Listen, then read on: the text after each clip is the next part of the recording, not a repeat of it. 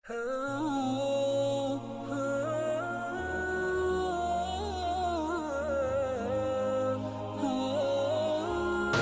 کا زیب و زین زندہ ہے، فاطمہ کا چین زندہ ہے۔ علی کا زیب و زین زندہ ہے، فاطمہ کا چین زندہ ہے۔ نہ پوچھ وقت کی ان بے زباں کتابوں سے، جو سنو آزان تو سمجھو حسین زندہ ہے۔ انہی اشعار کے ساتھ میں دعوت خطاب دے رہا ہوں حضرت علامہ مولانا محمد اصغر درس کو۔ نعروں سے استقبال کیجئے گا۔ نعرہ تکبیر، نعرہ رسالت، نعرہ حیدری۔ حضرت علامہ مولانا محمد اصغر درس۔ الحمدللہ کفا وسلام علی عبادہ الذین اصطفى اما بعد فاعوذ باللہ من الشیطان الرجیم بسم اللہ الرحمن الرحیم ان اللہ وملائکتہ یصلون علی النبی یا ایہا الذین آمنوا صلوا علیہ وسلموا تسلیما اللہم صل علی سیدنا مولانا محمد معدن الجود والکرم منبع العلم والحلم والحکم وآلہ وصحبہ وبارک وسلم بسم اللہ الرحمن الرحیم وَإِذِ ابْتَلَىٰ إِبْرَاهِيمَ رَبُّهُ بِكَلِمَاتٍ فَأَتَمَّهُنَّ قَالَ إِنِّي جَاعِلُكَ لِلنَّاسِ إِمَامًا قَالَ وَمِن ذُرِّيَّتِي قَالَ لَا يَنَالُ عَهْدِ الظَّالِمِينَ صدق اللہ مولانا العظیم وبلغنا رسولہ النبی القوی الامین ونحن على ذلك لمن الشاہدین والشاکرین والحمد للہ رب العالمین۔ بعد حمد و صلاۃ کے میں نے قرآن کریم و فرقان حمید کی یہی آیہ کریمہ گزشتہ شب اپنا موضوع گفتگو اور اس سال ذکر اہل بیت کے لیے آپ کے سامنے تلاوت کرنے کی سعادت حاصل کی تھی کہ وَإِذِ ابْتَلَىٰ إِبْرَاهِيمَ رَبُّهُ، جب ابراہیم کو اس کے رب نے آزمانا چاہا، کچھ ایسی امتحانات کی گھڑیاں تھیں، کچھ ایسے کلمات تھے کہ جن سے ابراہیم علی نبینا علیہ الصلاۃ والسلام کو رب العالمین نے آزمایا۔ فَأَتَمَّهُنَّ، اور ان پر ابراہیم پوری طرح سے اترے۔ پروردگار کو ابراہیم نے کہا قال انی جاعلک للناس اماما، میں تمہیں دنیا کی امامت دوں گا۔ ابراہیم نے کہا ومن ذریتی، پروردگار میری اولاد کو بھی یہ منصب عطا کر دینا۔ قال لا ینال عہد الظالمین،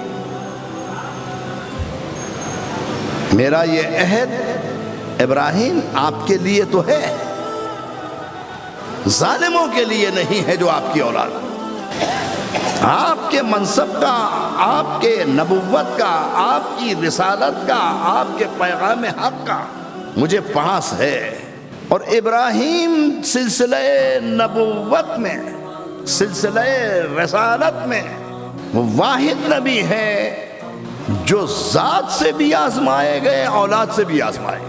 دوہرا امتحان حضرت ابراہیم کا لیا گیا، ذات کا بھی امتحان لیا گیا، اولاد کا بھی امتحان لیا گیا۔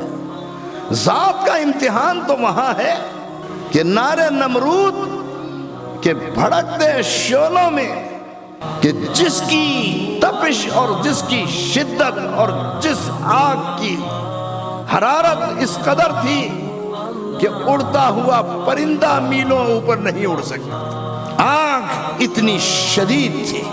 اس شدید آگ میں جب ابراہیم علیہ السلام کو نمرود پھینک رہا تھا، جبریل آئے کہ ابراہیم کوئی مدد کی ضرورت ہے؟ ابراہیم کوئی میرے لائق خدمت ہے؟ میں روح الامین ہوں، میں جبریل ہوں، اگر کوئی خدمت ہو تو حاضر ہوں۔ کہا میرا رب میرے لیے کافی ہے۔ سامنے آگ ہے، شدت ہے، شعلے ہیں، بھڑکتے ہوئے انگارے ہیں، مگر ابراہیم نے کہا میرا رب میرے لیے کافی ہے۔ اب وہی آگ جس میں ابراہیم علیہ السلام کو جھونکا جا رہا ہے، ابراہیم علیہ السلام کو پھینکا جا رہا ہے، حکم پروردگار نازل ہوتا ہے، یا نار کونی بردم و سلامن علی ابراہیم، اے آگ تو ٹھنڈی ہو جا، اور صرف ٹھنڈی نہ ہو جا، سلامتی والی بھی ہو جا۔ اگر قرآن میں یہ حکم نہ ہوتا کہ ٹھنڈی ہو جا تو آگ اس قدر ٹھنڈی ہو جاتی کہ وہ ٹھنڈک بھی جو ہے جان کے در پہ ہوتی، جان کو نقصان پہنچا۔ اس کی مثال میں دوں کہ اس وقت پاکستان اور ہندوستان کے درمیان ایک محاذ سیاچن کا ہے، کارگل کا ہے۔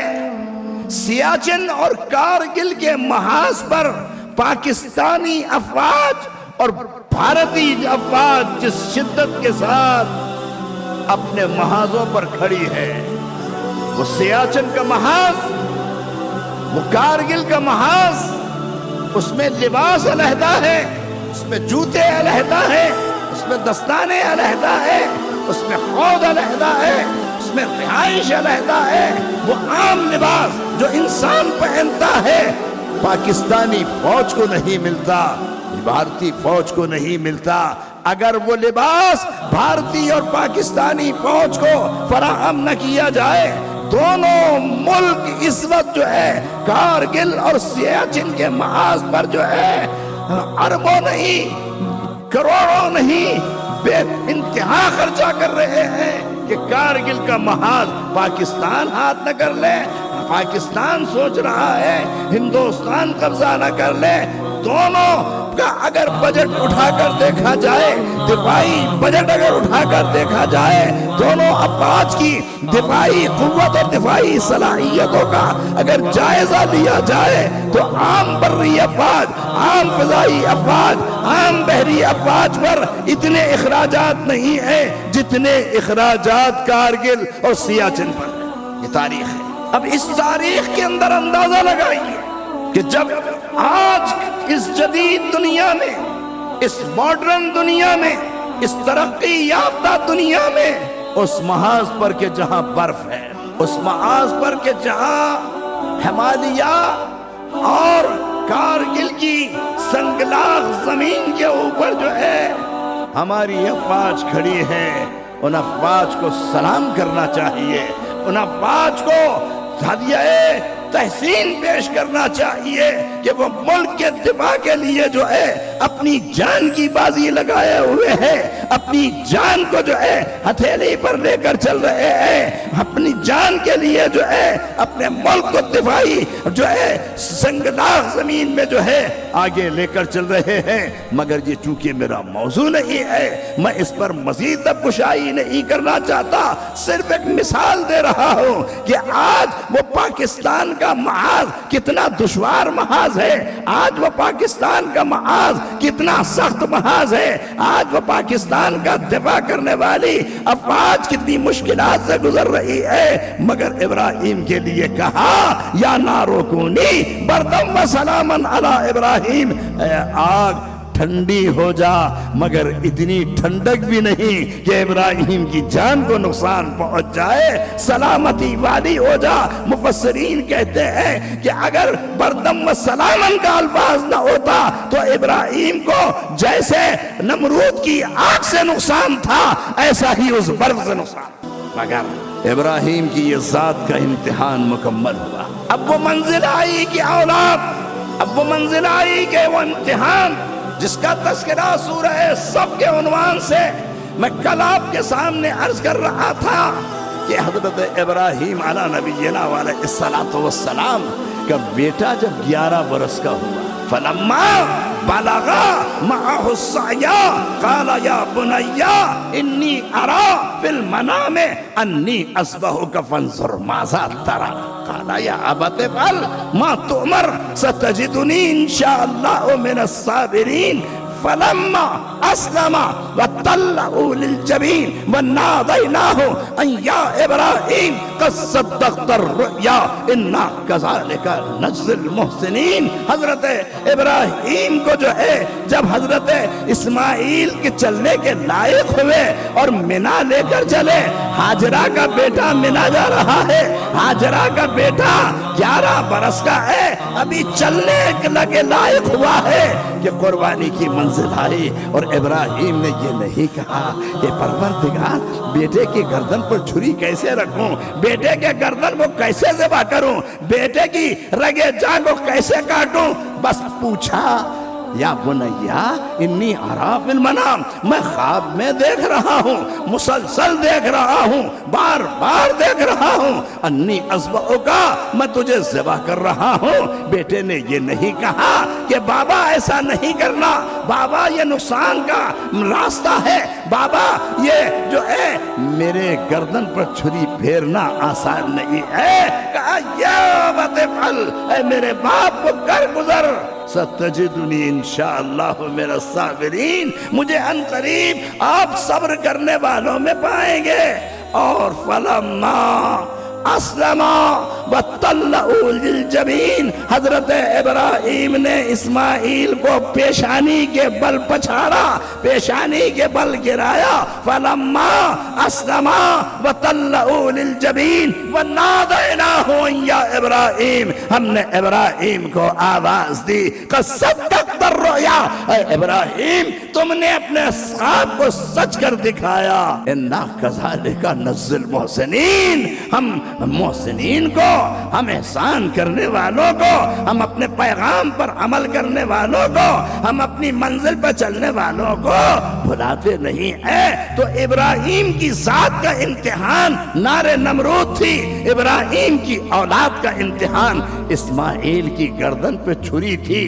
مگر ایک سوال پیدا ہوتا ہے کہ پروردگار کیا ابراہیم کا یہ عمل تجھے عزیز نہیں تھا کہ باپ گردن پہ چھری رکھے ہوئے ہے، باپ بیٹے کے گردن پر جو ہے چھری چلا رہا ہے، باپ بھی راضی ہے بیٹا بھی راضی ہے، آسان نہیں ہے۔ مگر یہ میری سمجھ میں نہیں آتا کہ پروردگار ابراہیم و اسماعیل کی ذریت میں تو نے نبوت کا سلسلہ نہیں چلایا، سارے نبی اسحاق کی نسل میں رکھے، اسحاق کا بیٹا یعقوب، یعقوب کا بیٹا یوسف، یوسف کا بیٹا شعیب، شعیب سے موسیٰ، موسیٰ سے ہارون، ہارون سے عیسیٰ، عیسیٰ سے نوح۔ ارے سارے پیغمبر بنی اسرائیل میں بھیجے اور یہاں ایک نبی بھیجا، وہ بھی یتیم عبداللہ، یہاں ایک نبی کو نبی بنا کر بھیجا، تاج نبوت دیا، ختم نبوت اس کے پیشانی اطہر پر رکھ کر تو نے تاج سجا دیا۔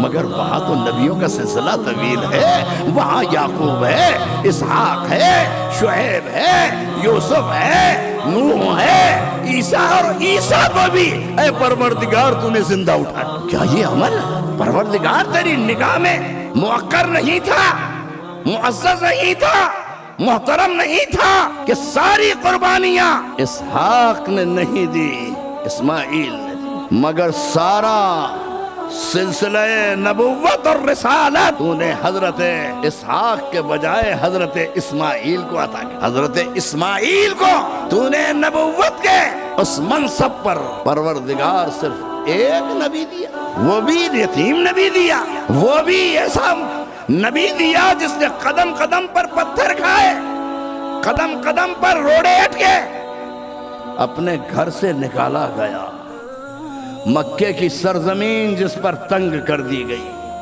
اپنا گھر جس کے لیے جو ہے اس کے دروازوں کو بند کر دیا گیا۔ کون سی تکلیف ہے جو تو نے محمد مصطفیٰ کو نہیں دی؟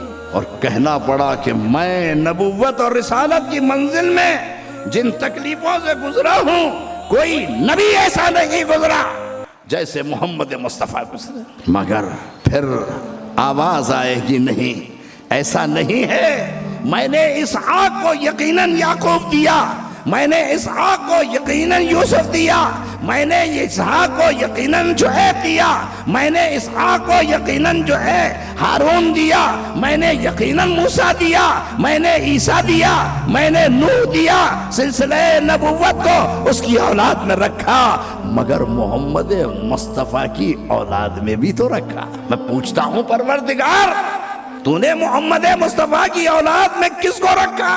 آواز دے گا کہ میں نے قصی کو رکھا۔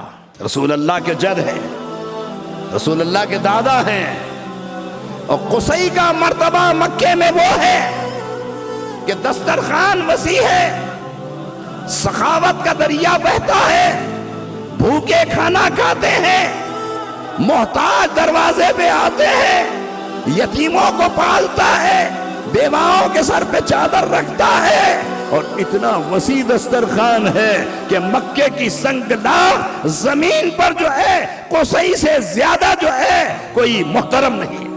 کیا میں نے قصی نہیں دیا؟ میں کہتا ہوں پروردگار قصی دیا؟ کہا نہیں، میں نے عبد مناف بھی دیا۔ عبد مناف جس کو قمر بطحا کہا جاتا ہے، بطحا کا چاند کہا جاتا ہے، عبد مناف وہ ہے کہ تاریخ میں یہ جملے دیکھے ہیں کہ جس کو کوئی میزبان نہ ملتا ہو وہ عبد مناف کے گھر پہ چلا جائے، اور عبد مناف کا دسترخوان وہ ہے جہاں محتاج آئے تو دولت مل جائے، بھوکا آئے تو کھانا مل جائے، برہنہ آئے تو کپڑے مل جائے۔ عبد مناف کا دسترخوان، عبد مناف کا گھر وہ ہے جو سخاوت کا گھر ہے، علاوت کا گھر ہے، مروت کا گھر ہے، ولاحت کا در ہے۔ مگر میں کہتا ہوں اے پروردگار، اس کے بعد ارشاد ہوگا نہیں میں نے ہاشم دیا۔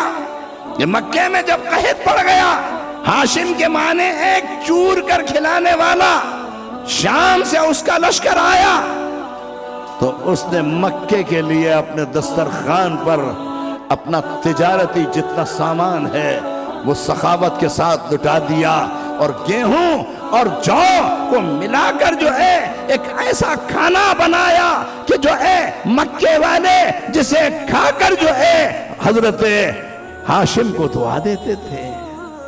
یہ کون ہے؟ یہ بھی جد محمد مصطفیٰ ہے۔ میں کہتا ہوں اے پروردگار، مانا کہ قصی دیا، مانا کہ عبد مناف دیا، مانا کہ ہاشم دیا، کہا نہیں میں نے عبد المطلب بھی دیا، میں نے عبد المطلب بھی عطا کیا۔ میں پوچھوں گا اے پروردگار عبد المطلب کا مقام کیا ہے؟ کہا عبد المطلب جو ہے سردار مکہ ہے۔ عبد المطلب کا مقام وہ ہے جس کے دروازے پر جو آ جائے اس محتاج کو جو ہے ہر چیز عطا ہو جاتی ہے، اور عبد المطلب وہ ہے جس نے توحید کے پرچم کو، وحدانیت کے پرچم کو، یکتائی کے پرچم کو، خدائی عظمت کے پرچم کو جو ہے کعبے کی تولیت میں جو ہے مضبوط کیا، جس پر ابرہا یمن کا بادشاہ اسے جلا لایا کہ سارا عرب کعبے جاتا ہے، سارا عرب مکے جاتا ہے، سارا عرب کعبے